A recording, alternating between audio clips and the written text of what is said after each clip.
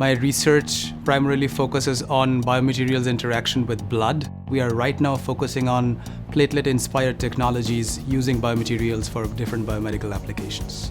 Biomaterials is the application of synthetic as well as natural materials in the body.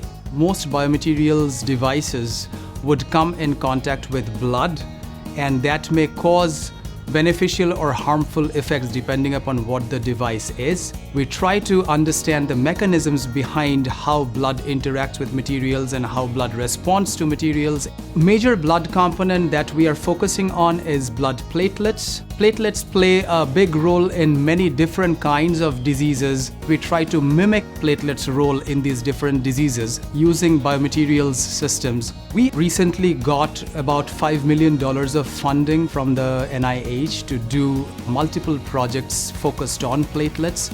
One of them is to actually develop a synthetic platelet to help clotting for people who have some kind of bleeding disorder. Prominent examples are military who are in traumatic bleeding injuries, civilians in accidents, cancer patients where the drugs affect their clotting. Right now in the clinic they use donor platelets, and that is very expensive, that has a very short shelf life. It gets biologically contaminated very easily. If we can make a synthetic version of platelet that can be manufactured in large scale, stored for long periods of times, let's say as a powder, and then constituted in saline as needed.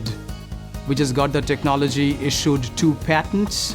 So we are going forward to test these things in larger animal models. The other technology is building off of these synthetic platelets to make particles that can deliver clot-busting drugs to areas of blood clot for patients, for example, in heart attack and stroke. So right now in the clinic, they deliver the drugs directly in the bloodstream, and the drug would go everywhere and act indiscriminately.